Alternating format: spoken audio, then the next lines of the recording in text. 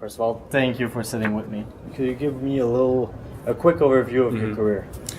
My career, well, I graduated from Art Center as a concept artist about 2005. And right after graduation, I started at a small game studio in San Diego.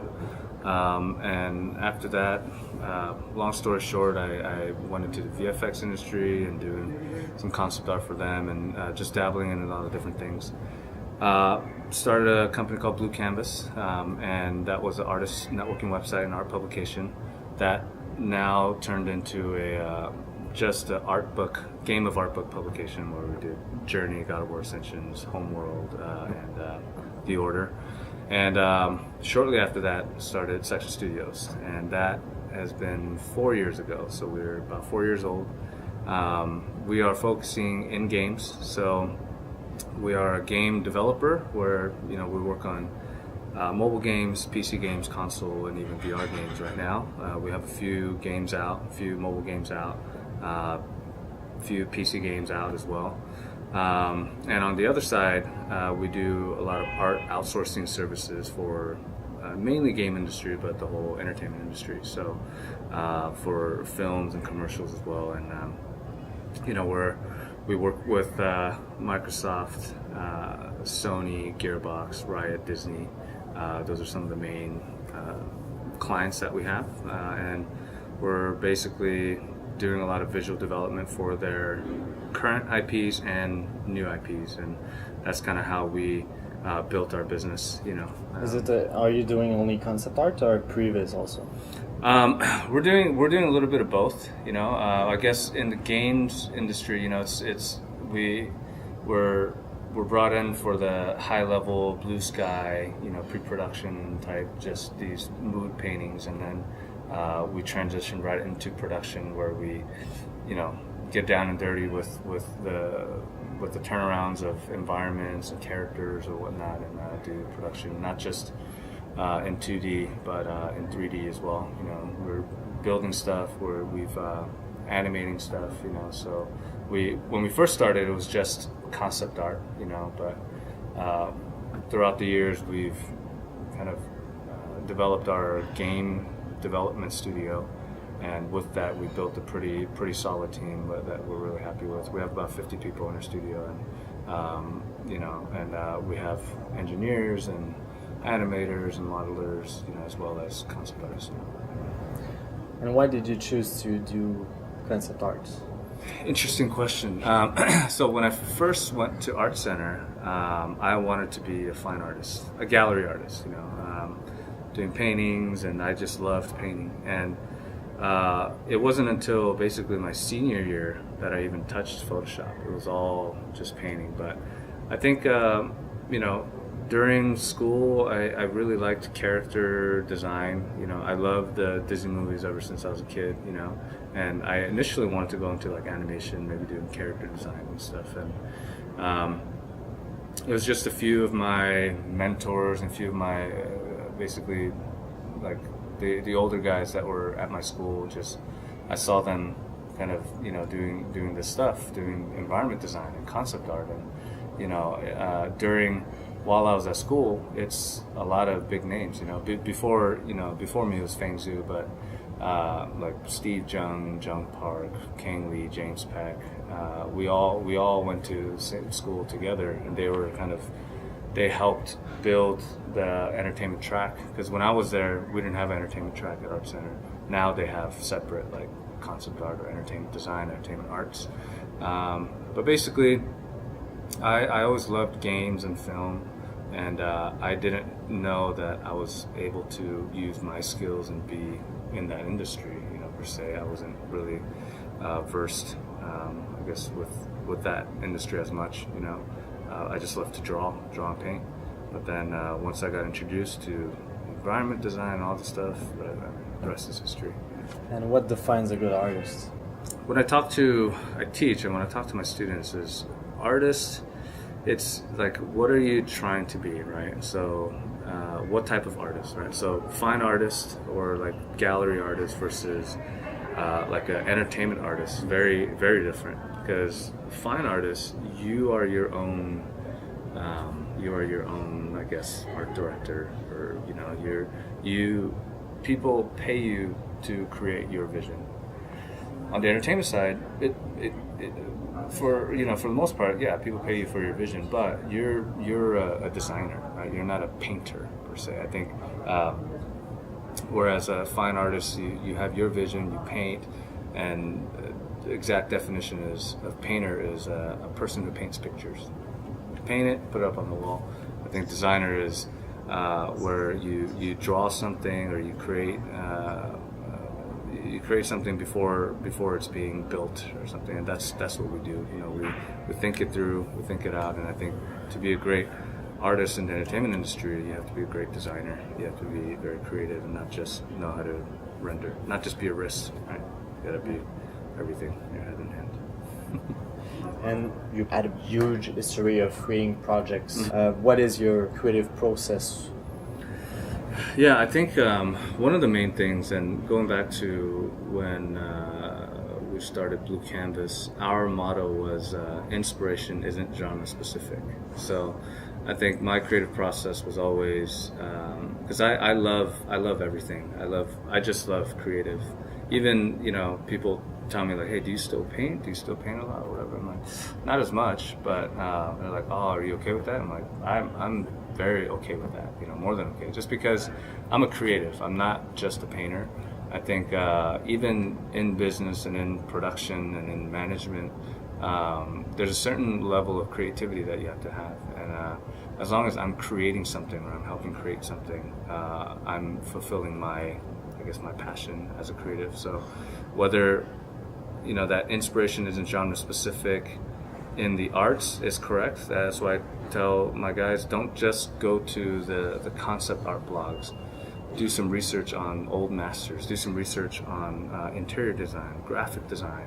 Do some research on even people like tattoo artists. How they graphically, with limited stuff, how they create these images.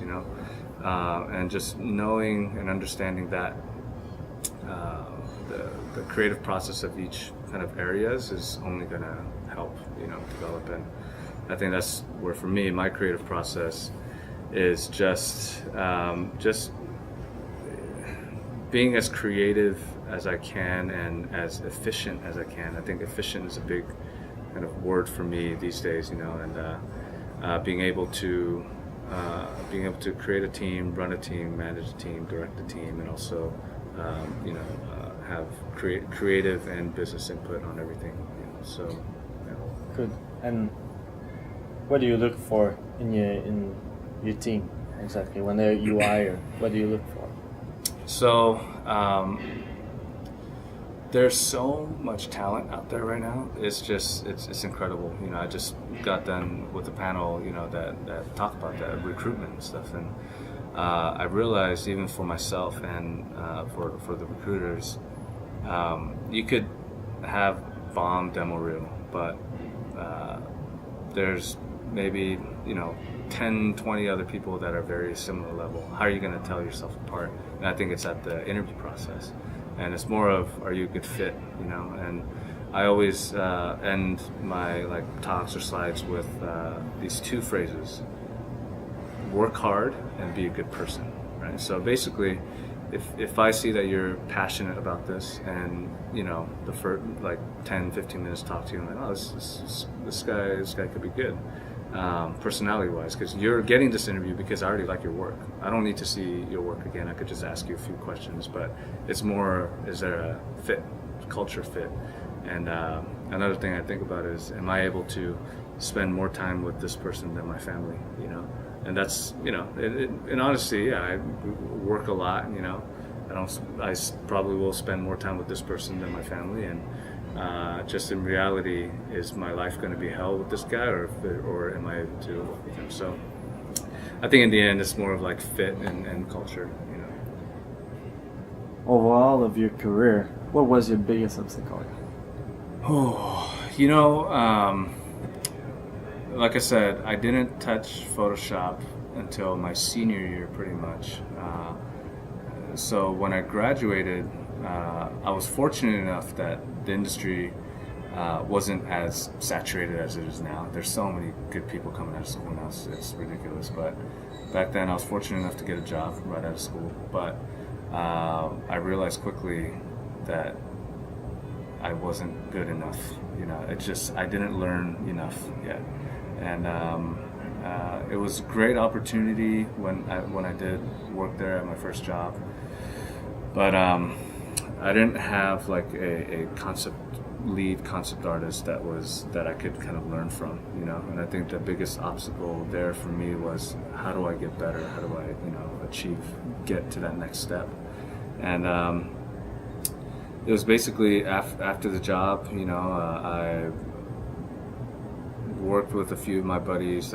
James Pack is one of them. He's a great friend of mine, and he was in the industry before me, and just having great people around you and just working together, painting together, and seeing what their process is, and making sure that you just get better, like a boot camp per se. And I think that was one of my biggest obstacles, just getting from this level. Yeah, I got a job, but how do I get to this level where I could come to places like this and stuff, and I tell my students all the time too, like I never show my graduating portfolio. That's like backlocked somewhere, and it's changed so much, and I think it's the biggest obstacle, but I'm definitely I worked hard at it, and I'm proud of where it led to. And on the opposing side, what do you think is your greatest victory? Well, it's tough to say, because for me, in life, my greatest victory is my family and my kids. But obviously in my career, I don't have one yet. I think it's that I still have that drive. I mean, I'm proud of what we've built with Section Studios, and where we've come in 3-4 years. I'm proud of that, but I think it needs to get better. And victory means I've accomplished something really. I accomplished one of my bigger goals.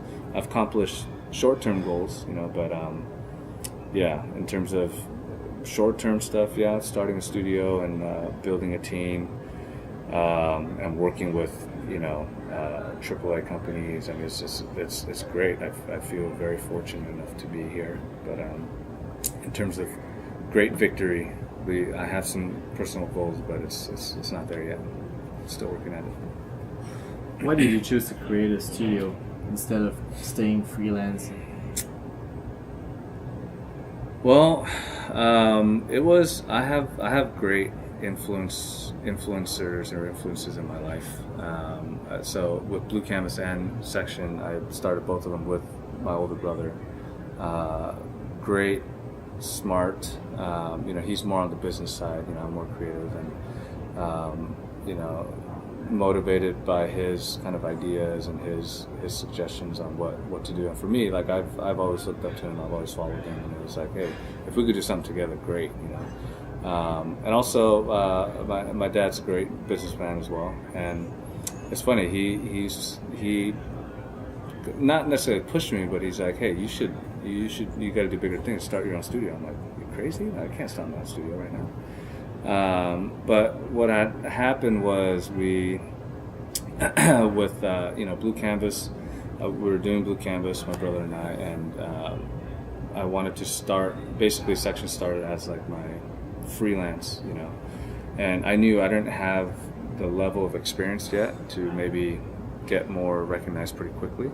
So that's when we brought in Cecil Kim, who has tons of experience at Sony Santa Monica Square, like 15 years of experience, or more than that. And when we started, and for me, I think it was just a lot of those influences in my life, just kind of not pushing me or to do one way, but just encouraging me, and it just seemed like the right move at the time. I think I had a few offers to do things, but in the end, one of the biggest goals was to work with my brother and be successful. And I think that was a big motivation to just do that. And yeah. And were there any difficulties that you did not expect creating the studio? Yeah, it's I mean, I can't even, you know, explain or talk about every little detail, but basically, to simplify, tons of difficulties, tons of things that happen, but I think, yeah, like you said, there's not a lot of artists that try to open up a studio, or if, you know, sometimes if they do, it's hard because there's more than just creative. There's that infrastructure and the business side that you have to worry about. And I think the biggest advantage that we had, you know, that because our companies, myself, Cecil, and Jimmy, is that Jimmy is a business. You know, he's also, you know, pretty creative, but his background's in business, you know, organizational dynamics, like infrastructure and everything. So even as a small studio, we had great infrastructure. And I think with that solid kind of base, we're able to survive some tough times that came our way. And not to say that those tough times are over. It's just constant, you know, constantly going. And that's what I mean by there's no victory yet. You know, we're still working at it. And but I mean, I do have mini victories every year. You know, I always tell people I have a moment where I look back or think back, and I just kind of just have my own time for a few minutes, and I'm like, oh my God, I can't believe I would have never thought I would be here a year ago, or, you know, my career or my studio would be here a year ago. And, you know, even with you, I met you exactly a year ago, pretty much, you know. And from that time to now, so much has changed, you know. And every year it's been like that. So I think that's been great. I think that's a good sign for us to you know, stay motivated, and, you know, we're growing you know, pretty rapidly, but at the same time, you know, staying humble and making sure that we know where we are, we understand where we are, and we just, you know, take one step at a time. Is there any advice that you'd like to tell your younger self, or people who are trying to follow a similar path that you are?